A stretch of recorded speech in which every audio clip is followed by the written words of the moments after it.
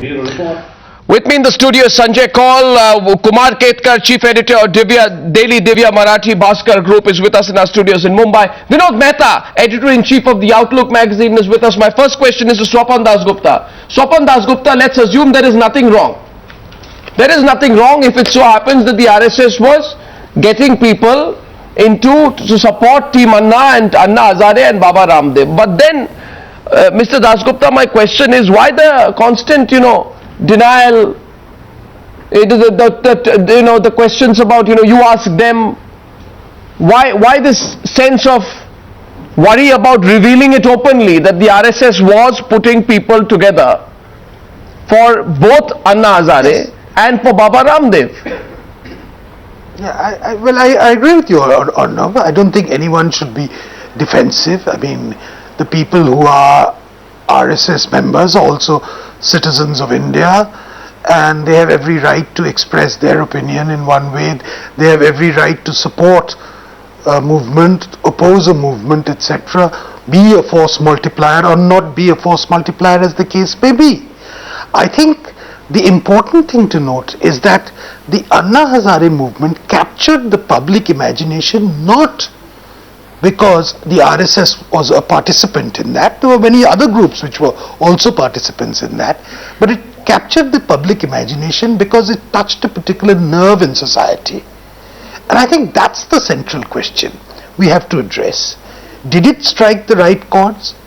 If so, if the RSS piggybacked on these sentiments, so be it. In another context, others will piggyback on it.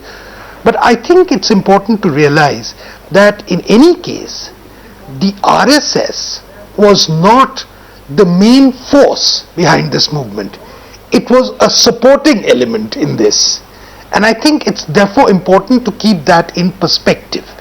That Anna Hazare's movement took on the shape it did partly because it had the support of a very wide range of society, including the RSS. Now, if the RSS by itself is able to mobilize such a thing, then, obviously the entire center of gravity of politics will shift to it. But it hasn't so far. So I think we must recognize it for what it's worth and not make too much of a thing out of it. No, but let's not make too much of a thing out of it. But there were members of Team Anna who have constantly been on this channel as well. The day before yesterday, we asked such a member. So why don't you say that the RSS need not come out in your support and they need not speak for you and they need not issue statements?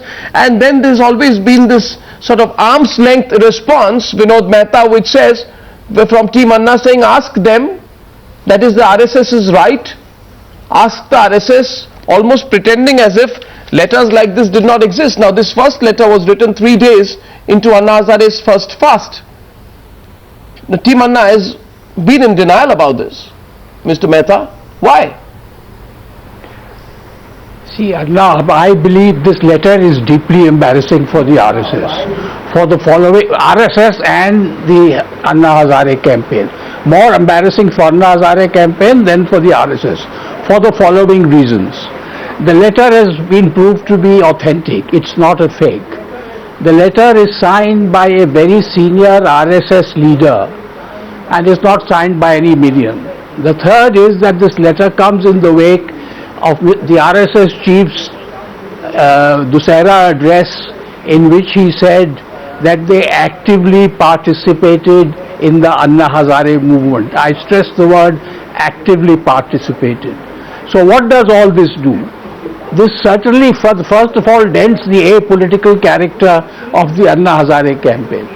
But I think it does more than that, is that when these charges were thrown at the Anna Hazare people, Team Anna, including Anna Hazare, Mr. Hazare suggested that those who make these sort of charges should go to lunatic asylums. That these charges were so preposterous and so absurd that you should go to lunatic asylums. So Mr. Hazare himself thinks that any link between RSS and the Anna Hazare campaign is a lunatic link. The last thing is that a letter as important as this from Mr. Sanjay Joshi to Anna Hazare must have been acknowledged. I cannot believe that this letter went unacknowledged.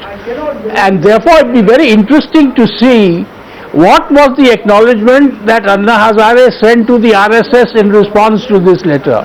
I think that is now the smoking gun, and we must see, unless of course Anna Hazare says that we get so many letters, we don't respond to anyone, and even a letter from the very senior RSS person, we threw it in the waste paper basket. I don't know if we can do that, but I'd very much like to see the acknowledgement was sent, and I think this letter is going to be very difficult for the RSS to deny, or Anna Hazare to deny. And what Swapan says is true, that supposing these people have links with the RSS, finish it and say we do have links. Why tie yourself up in knots, etc., etc.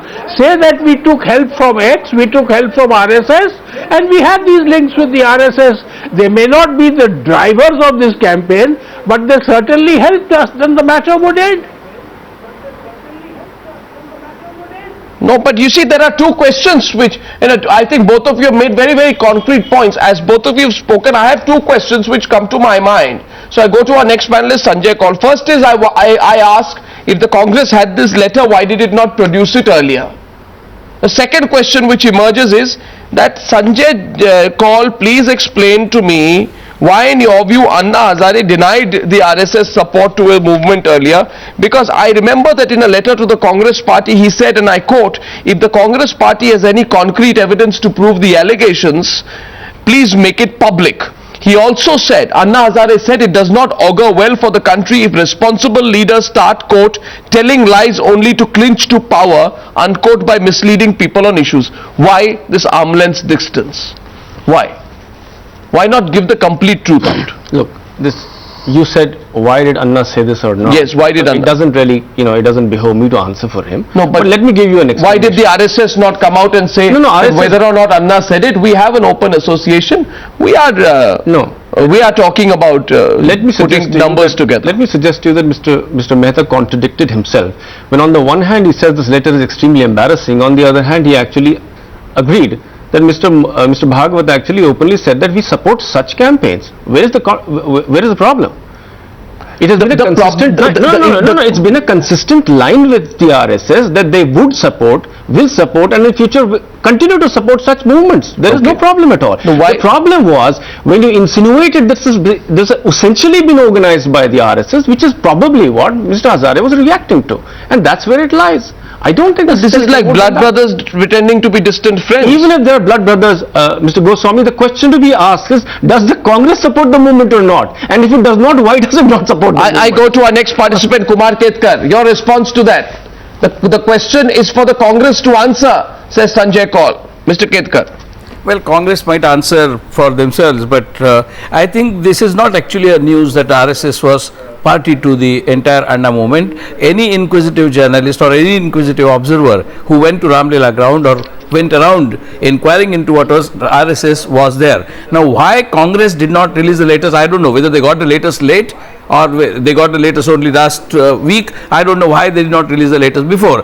Point is, RSS is the most well organized kind of an outfit, and therefore its support to such movement will make a total difference. So what Swapan says is correct, there are so many people who are supporting, but other so many people were not organized, disciplined. Is it morally wrong? Is it morally wrong, Kumar Ketkar? I want to take the debate forward and therefore ask you, Kumar Ketkar, is it morally wrong absolutely for the RSS to support? Or is it morally wrong for the Anna to take support? Absolutely not morally wrong. RSS can say we support such movements which according to them are anti-corruption for greater glory of the country. Absolutely not wrong. But why are they on defensive?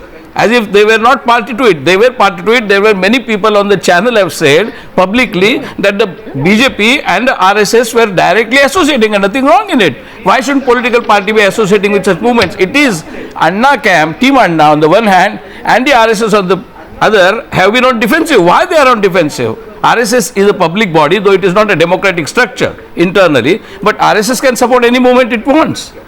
So RSS can do it. Point is, why are they denying? They are denying because there is a guilt conscience. I'm just trying to understand, Swapan Das Gupta, that if the RSS was the force multiplier, Why the strong denials? It is a Why the strong and consistent denials which almost make these letters seem to be revelations of Digvijay Singh? The simple thing is because they have a So I guilt think- conscience on this, because they always camouflage their activities, they always run an underground organization in a publicly faced organization. I'll just make one point. Do you remember that Janata Party was split finally on one single issue? Only one single issue, when the RSS members of the Jan Sangh, then who became Janata Party, were asked, do you have dual membership?